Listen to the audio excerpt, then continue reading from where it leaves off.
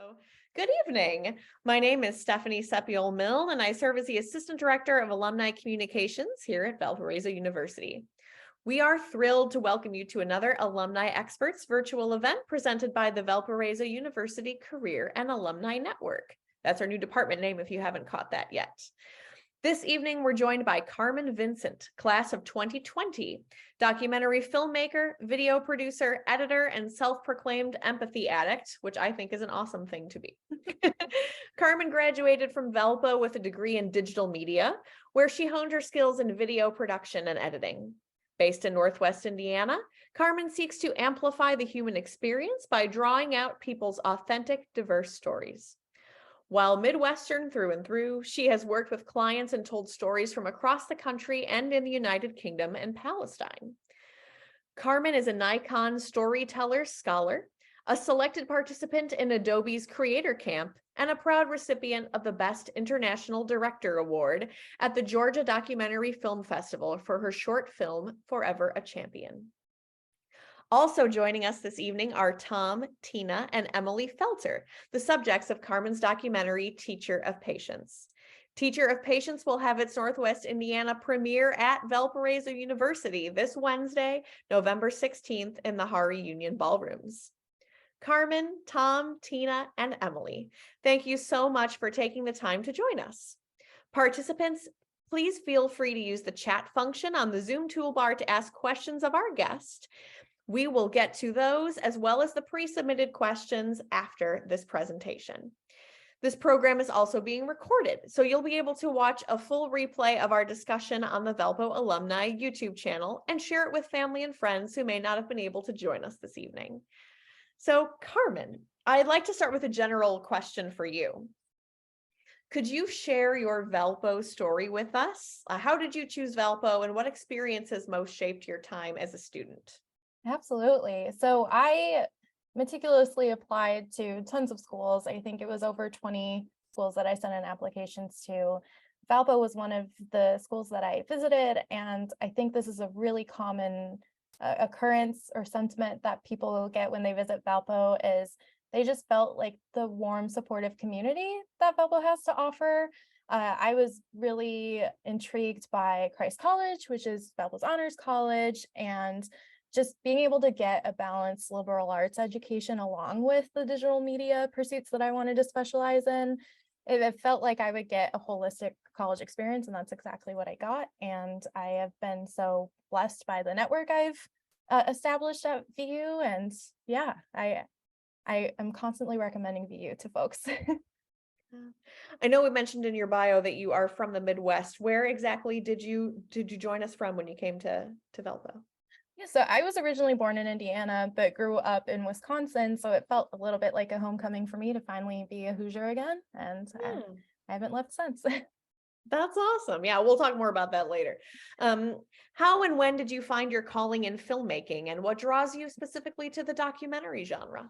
Yeah, so another great thing about VU is there are so many opportunities to take on internships and make an impact because the classes aren't too large. You can make a good impression on your professors. So I was lucky enough to take part in a video internship where we traveled to Bethlehem, Palestine for 2 weeks, my freshman year, which was absolutely insane. And I had an itching to be a filmmaker before that, but going to Palestine really solidified for me that there are real people's stories that need to be told. And I so believe in the medium of film to tell those kinds of stories in a visceral, relatable way. So as soon as I landed back in the US, I asked a friend if I could tell their gender transition story, and I have not stopped making documentaries since.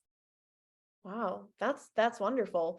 So I know we have some students joining us on the call tonight, some of whom may be studying digital media. It's a really cool degree, highly recommend. Yes. We were just talking about how we have the same degree. Yes. So for those who may be interested in the art itself, maybe just interested out of curiosity, or perhaps want to pursue a career or a serious hobby in filmmaking, tell us a little bit about the equipment you use. Yeah, that's a great question. So I think filmmaking is more accessible than it ever has been.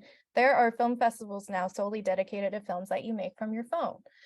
So I have used my phone to film even a scene in Teacher of Patience. I use my phone to film, but I also use mirrorless cameras because they're not as invasive as big HD cameras, and I like the feeling of handheld footage.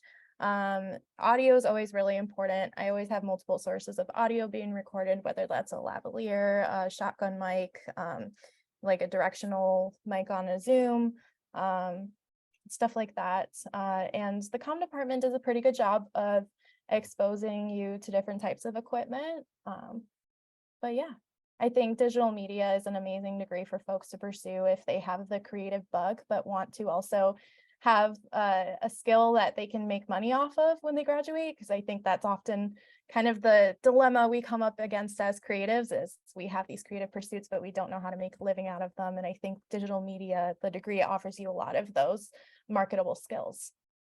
Yeah, I agree.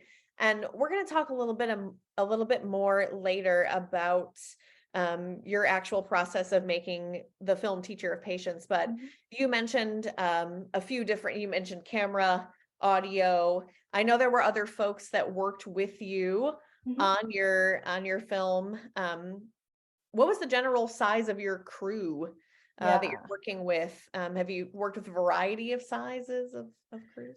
Yeah, a documentary seems to always be really varied. I think it's typical for even big documentary productions to have 2 or 3 people. So a camera person, audio person, and then a director, producer on set. Oftentimes I served as all 3 of those, which is just what you have to do when you're starting out. But we did end up fundraising enough where I could hire crew members. We did a shoot in Indianapolis where I got to hire a camera woman and an audio guy, and like they came with their insanely professional kit and I got to direct them, and it was such an empowering experience. So I always recommend like fundraising enough for your filmmaking that you can push those boundaries of what you've experienced as a filmmaker and kind of reach out into those parts that make you uncomfortable, like hiring crew or directing and stuff like that. Yeah, that sounds really intimidating, but like you said, empowering, right? Yeah. To get to specialize there in a moment, and really bring your vision to life and have folks help you do that. That's great. Well, I wanted to shift before we go too far into our program. We talked about the screening on Wednesday. I wanted to talk a little bit about the film and kind of invite our guests, the Felters, to join us in the conversation as well. So before we talk anymore, I wanted to go ahead and show the trailer. So if you'll give me a moment to share my screen and get that all set up, we'll watch the trailer here together. Then we'll come back and talk some more about the film. So what's your name? Emily. And where are you from? From my house. I mean, did you just burp? Yeah, just. But there's a car battery. Yeah, car battery. Shut up.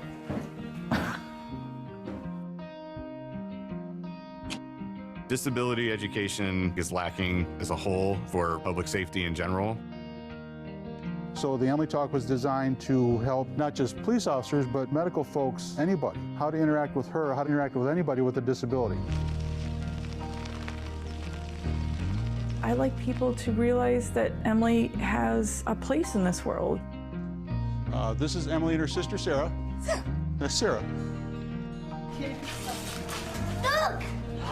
Peanut butter? What is that? What in the world is that?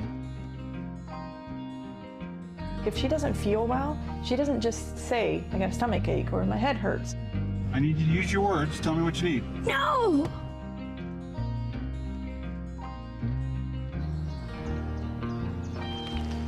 I would just love for her to try new things. Okay, listen, it's okay. No, it's not.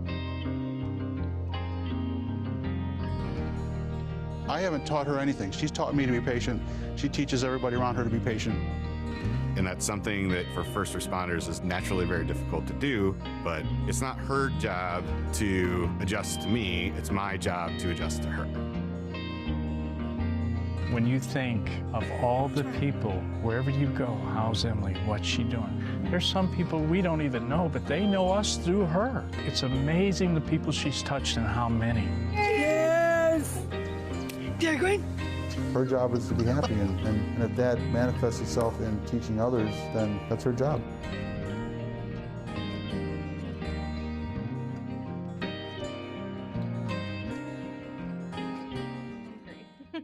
All right. So,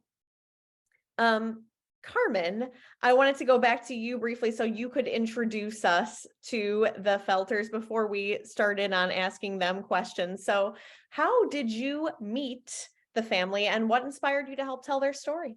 Yeah, so I met the Felters January of 2020 at one of their Emily talks, which briefly mentioned in the trailer is the presentation that Tom and Emily do for first responders in the wider community to talk about disability and how to interact with individuals with disabilities. And I was immediately touched by their vulnerability, like how much they would share about their own lives and experiences, and also like how practical they were able to translate those experiences like into practical information for their audiences.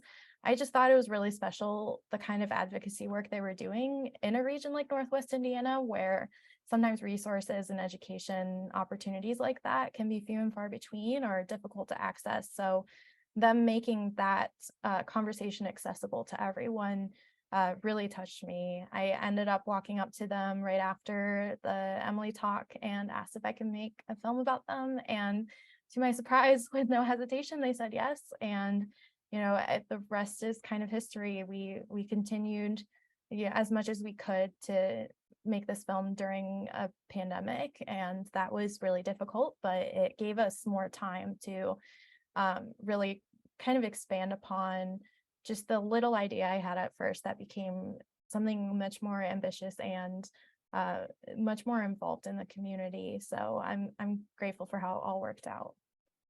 Wow. Yeah, that's excellent. I'm glad you brought up the Emily talks, because my first question for you, Tom, is that you mentioned in the film, we see in the trailer that Emily taught you how to be patient. And through the Emily talk, you've made it your mission to ensure that other first responders have the same opportunity to learn from her. So was there a particular observation or incident that compelled you to develop this program and inspired these talks?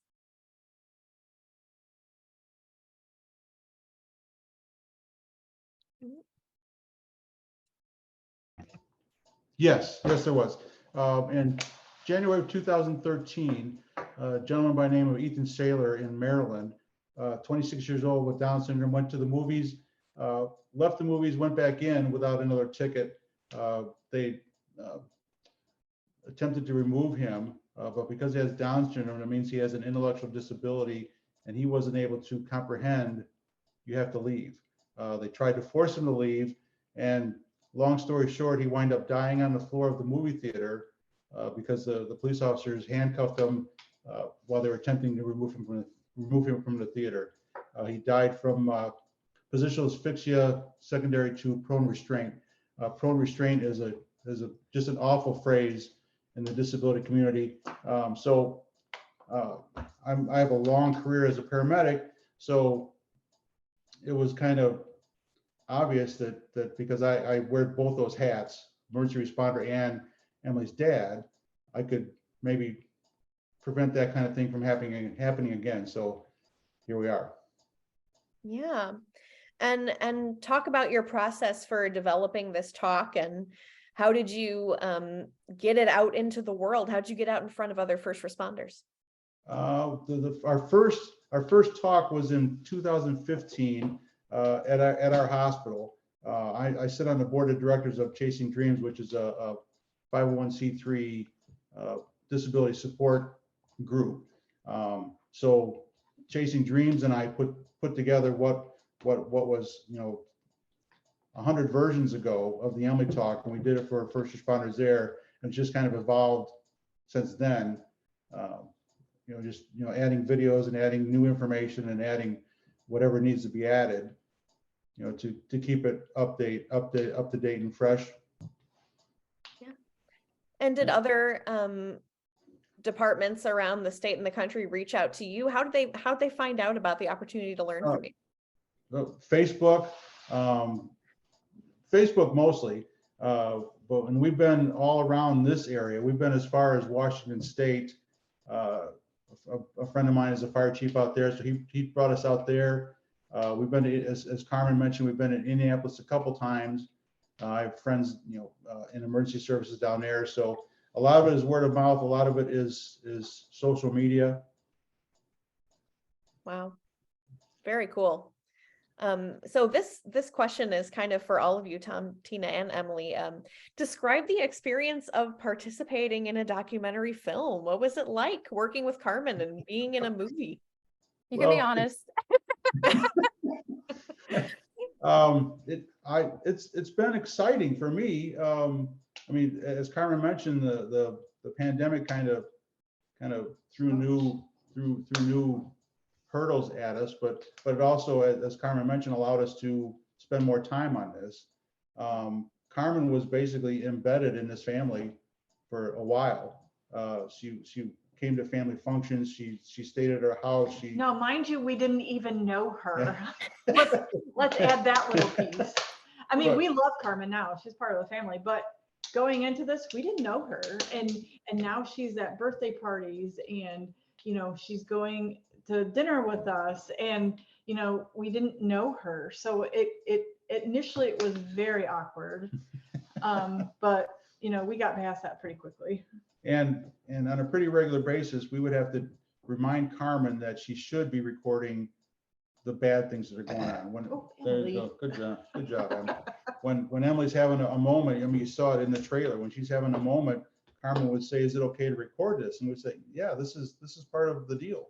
This is what we do. This is what we deal with. So if you want to represent what goes on, keep going." Yeah, and that's almost kind of the point of the whole thing, right? Is to allow folks to recognize those moments and take a step and know what to do and how to interact with someone who's just having an issue, Yeah, right. Yeah, having a moment. Yeah. I like that, having a moment. I think because we all have times when we're not engaged with what's going around, but it passes, right? So knowing being able to recognize that as a moment in time, it's not all the time, but it's then, and to know how to deal with that. Right. Yeah, that's really critical. So you had a good time making the film. You made a new family friend. Your talks have been really impactful. What do you hope that people will take away from this film specifically? Well,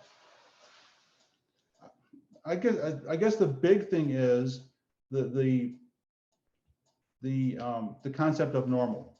What's normal for this family is totally not normal for most any other family. Our normal is our normal.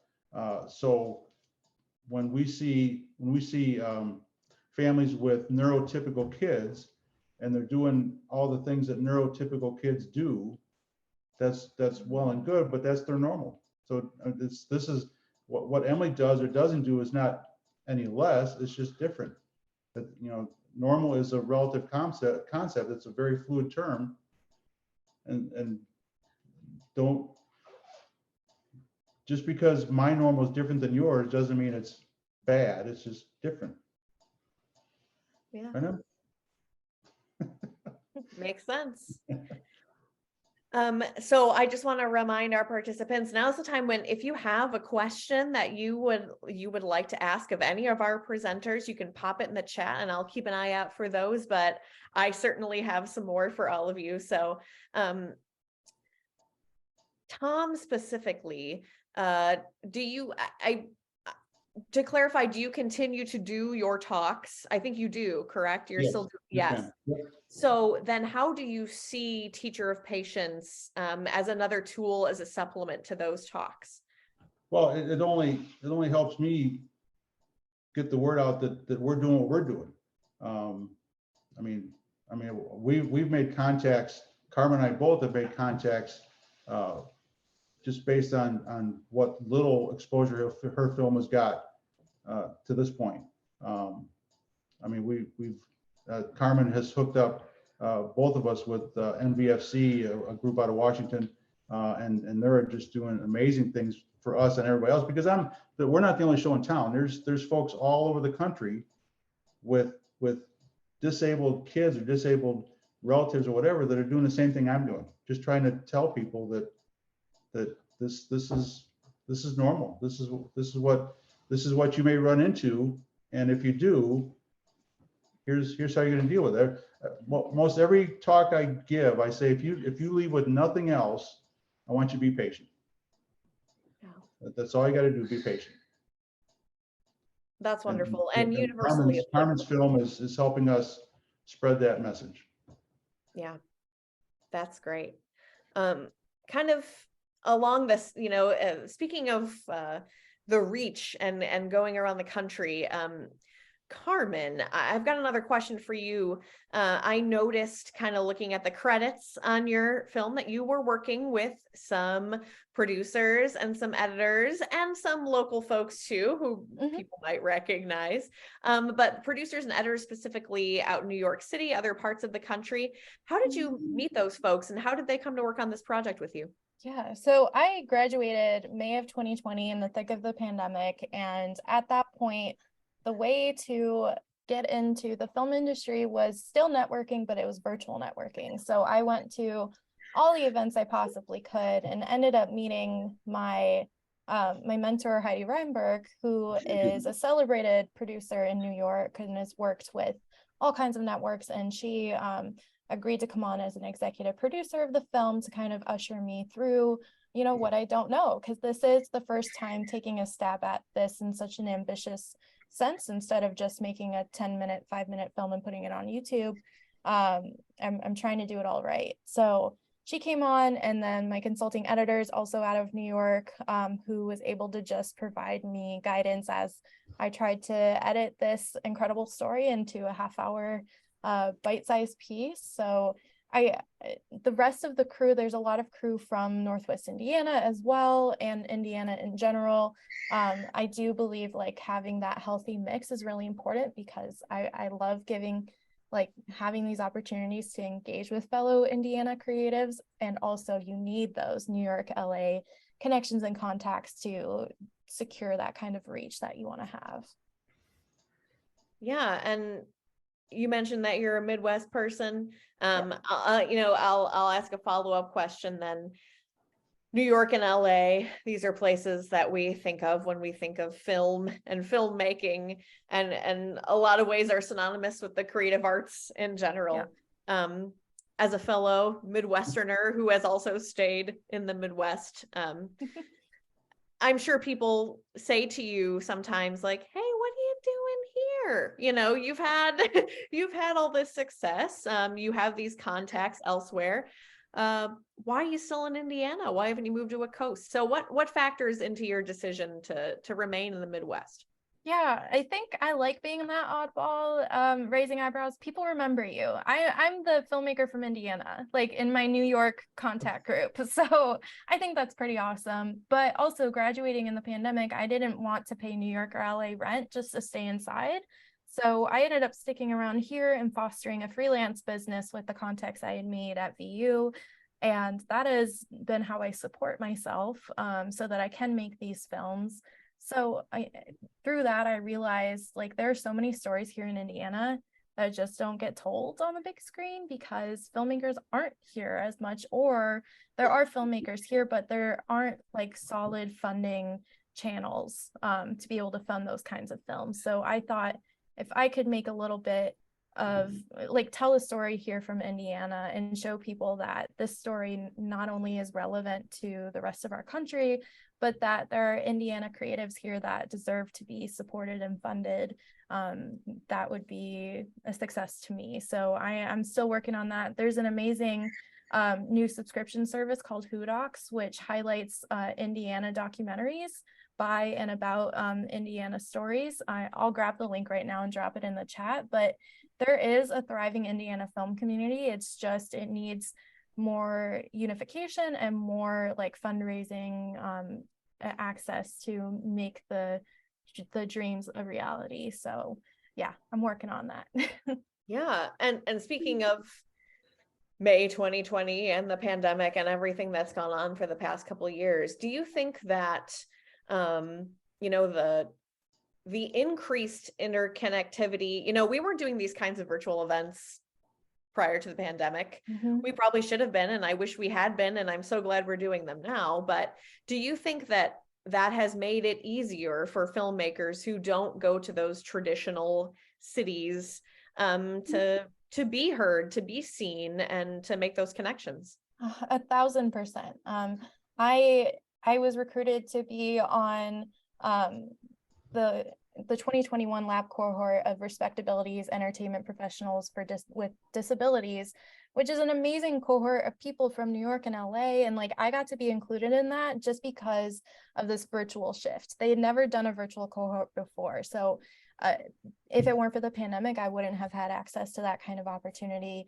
I keep track of all the contacts I make, and I'll tell you now, if I do like Control F and search for New York or LA, that's like the majority of my contacts right now, because like that's who I'm meeting at these virtual events. And I have to go out of my way to try to make sure that I'm engaging with like Midwest creatives as well. I'm not seeing as many of us show up to those kinds of events, but I do think like it's more possible than ever to get your foot into the communities that you want to be in the filmmaking world. So if you're wondering like if it feels too big or impossible, it's really not. And I dropped my email in the chat, I'll drop it again, but please reach out. Like, this is a very achievable thing. It just takes actually doing it, and you won't know everything. You just got to go in head first. Yeah, that's very cool to hear. I do see we have a question in the chat. I want to ask another one first, and then we're going to get to your question. So I wanted to ask, oh, sorry, I lost my oh, for the Felters. So how have your friends and family reacted to the documentary? Have folks seen the film? What did they say? What did they think? Some of them are in the film. So they We're casted as extras. yeah. I mean, they've been supportive of this throughout. Our immediate families have seen the film, and everybody loves it. I have seen it, I don't know how many times, and I can't watch it without, you know, it stops me in my tracks. There's specific portions where if I'm able to leave the room, I leave the room because of what's going on. I don't want to spoil it, but it's emotional for me. So I leave, and I mean, I come back in, but to answer your question, our families love it. They've all seen it. Some of them are in it. My buddy Brian, who's my contact in Indianapolis, I still hassling Carmen because I think he has more screen time than I do. But but I'm working past it. I never did get my trailer. I never did get my green room. Oh my gosh. So Tom is a very high maintenance. I had a nurse friend today at work who stopped me in the hallway, and she said, "Oh my God, you must be so excited." And I'm like, "What are you talking about? I'm just going to lunch." And she's like, no. She saw in the paper where Jerry Davich had mentioned, shared the article about the movie. And I'm like, oh yeah. And I hate to be like kind of cavalier about all this, because this has been such a long time coming. I mean, we've had Carmen in some capacity in our home for 2 years. So to talk about the film, it's just table talk at this point. I mean, you know what I'm saying? I mean, we spoke about it and talked about it, and hey, we're going to do this tonight for the film. Hey, we're going to do that tomorrow for the film. It's just, it's just become kind of day-to-day for us, if that makes sense. But, I guess we are excited for our locals, our friends, to finally get to see the movie, because people at work are like, when can we see it? I'm like, well, we don't really know yet, blah, blah, blah. But now that it's out there and they can see it, I have mixed emotions about, like, it's very raw at moments, because, there's things about your private life that you don't necessarily want to share with coworkers or people of the public, but, it's, if we weren't honest if we weren't honest about things that happened, I think you don't have, you're not being true to the premise of the movie, so, inviting people into our homes and watching some of the outbursts that she has from time to time, that's parts of that's parts of us that a lot of people don't know about, and it's, I mean, it's part of this process, I suppose. Did anyone express that to you directly, Tina? Like, gee, I didn't know that.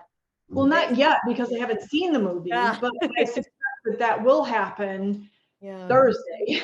Yeah. Thursday at work. Yeah. Because, I've been, of course, a bunch of the people I work with, and like I spoke a little bit, one of the nurses I work with said, I can't wait to see it. And, so I'm curious to see, like, what kind of mood the unit will be on, Thursday, for people that had seen it. I don't know. This is uncharted territory. So, I don't know. I just don't know what to expect. And I think that is just like another testament to how great the Felters are at being transparent and like honest about like just their life experiences. I think a lot of people wouldn't share like feelings like that. And I, as a filmmaker, appreciate that so much, because I can't thank them enough for like putting their lives out there for anyone to see now. That is a scary, scary thing, because people will judge. That's just like human nature, unfortunately. But people will also like not only be inspired by their story and their transparency, but hopefully also share their own stories more, because they see the transparency that the Felters display and like how much that touches them. So I'm hoping like it's a little bit of a domino effect of vulnerability and transparency with each other, and just having these important conversations, because yes, the Felters do show a lot of their vulnerable lives in this film. Yeah. And I thought it was kind of fun. I don't even know. It was probably a month or two ago. We were at Target and somebody recognized Emily from something, and somebody was pointing, and I turned around and I'm like, what's going on here? And then somebody said, is this Emily? And I went, well, yeah. And I was like on task, busy doing something. So I didn't give the whole encounter a whole lot of thought. So after I got in my car, I'm like, how could they possibly have known her? But it was through something that Carmen had done. And then once we were at the Chesterton market, and Carmen was passing out her cards, and it has, it was talking about, the film and, all the sorts of stuff that go along with that. And Emily walked by, and that person had the card and looked at Emily and then looked at the card and then like, hey, that's her. And I went, yep, that's her. That's her. Yeah. Well, now we'll have to deal with this newfound fame, local celebrity. Well, I'm not going to call it fame, but But I think it's cool for like Northwest Indiana residents to have that kind of moment of, wow, someone in our community, story is being shared, like we matter. So hopefully that's like what people get from it too. But I can't thank Tom, Tina, and Emily enough for like giving me access to their life story and letting me tell it. It's something that I think is one of the most special things like a human being can possibly do. So. Well, we had a question from one of our guests that is kind of for both Carmen and Emily, however you would like to answer, about the, conversations and moments that you two may have had during the filmmaking process. The film tells a lot of story about Tom and what he tells us about Emily, but, she is a subject here too. Mm-hmm. So when you two worked together, describe that experience and what kind of conversations and commonalities did you share? What do you think, Emily? What do you think? You like hanging out with Carmen? No? There was a tiny little head nod.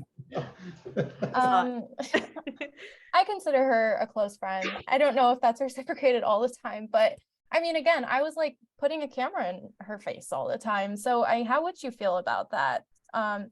I'd like to think we developed trust, and I took very seriously the task of telling her story, because I'm from the disability community myself. I have obsessive compulsive disorder, and I know like disability stories can often go misunderstood or mistold, where the character is one-dimensional. So I wanted to be able to show Emily's multidimensionality, and that means like being there when we're best friends for the day, and also being there when she probably hates my guts. But like I don't know, I just so appreciated the moment where we had our premiere at Indie Shorts this summer, and as soon as the film started playing, she like got emotional and started crying, and that for me was like confirmation. Hopefully it was good tears, but that like she can see like what this is doing, and how brave it was of her to like let me film her life. I can only hope that's what she feels. But yeah, I mean, we watched the Taylor Swift concert on Netflix maybe 5-6 times together. She loves all the same shows I love, so like we vibed really well. That's awesome. Yeah. I know we were talking about Taylor Swift before y'all joined us. So yeah. And I think she was, for the most part, she was very tolerant of the camera. Yeah. You know, it didn't seem to bother, for the most part. There was times where, and I don't think it was the camera that was the issue, but maybe it was the issue, but for the most part, she tolerated that, the equipment and all that well, which helped. Yeah. Well, that's great to hear it. I've got one last question for Carmen, and we're kind of going back to our alumni experts feel of this event here. And since we have a lot of students and folks who may be aspiring filmmakers on our call, they're here this evening, I just wanted to ask if you have any specific or even general advice for folks who may be interested in filmmaking. Oh yeah. Have a marketable skill other than filmmaking so you can make some money. For me, that's video editing and producing videos, which you can still find creative fulfillment from. But also like filmmaking is such an emotional journey, because you'll learn so much about yourself when you make films, as well as learning about the people you're making the films about. So I'm always an advocate of like, always have, mental health resources available to you, because sometimes the weight of telling someone's story can be a lot. Always have like a community of support that you foster. And in a community like Valparaiso, that's really easy to do. You guys have the opportunity to have really close relationships with your professors, because it's not a class of 500 students. So make those touch points. I know it can be kind of scary and or not like the first thing you want to do when you go to college, but really taking advantage of the network that you have access to as a VU student is, I think, paramount, because that has been the main driver of everything I've done since I walked on campus to where I am now. That's wonderful. And finally, you've dropped some of your contact information and your website in the chat, but if folks want to follow any of, your other work, if you want to plug any upcoming projects, how can they get in touch with you? How can they learn more? Sure. So my social media is at Carmen Vincent Films. Website is carmenvincent.com. Most importantly, sign up for our newsletter at teacherofpatience.com. You'll be notified about all of the work we're doing and screenings. And if you're local to the Northwest Indiana this week, we are having that screening on Wednesday in the Union, in the ballrooms. There's going to be popcorn. There's going to be fun times. So please stop by. It's core approved, and Christ College students get symposium credit. So we try to incentivize as much as we can, but most of all, it would just be great to see that support from our community at the screening. So hope to see you there. Yeah, that's wonderful. So Carmen, Tom, Tina, and Emily, thank you so much for joining us this evening. We really appreciated your expertise. And I wanted to also invite all of our guests to join us for some exciting events that we've got coming up, including our virtual Planning and Prepping Your Holiday Feast with the Gourmet Goddess On December 8th, she's back for a third year where Katie will return to talk about holiday meal planning. You can register for these events and more at alumni.velpo.edu/events. You can also see replays and highlights of past virtual events, including this one, once I get that video produced and edited and my digital media degree used and up on our Velpo Alumni YouTube channel. And that's just youtube.com/Velpo Alumni. I also want to remind you to join us in the HAR reunion for a free screening of Teacher of Patience on Wednesday, November 16th. If you need more information, including time, and if you need information about where to go, that is available at teacherofpatience.com/events. We hope you'll also follow us on social medias to stay connected to exciting news and events out of our office. That's at Velpo Alumni on Twitter and Instagram, and Valparaiso University Alumni on Facebook. Thank you all so much. Have a wonderful evening. Okay, thanks. Thank you.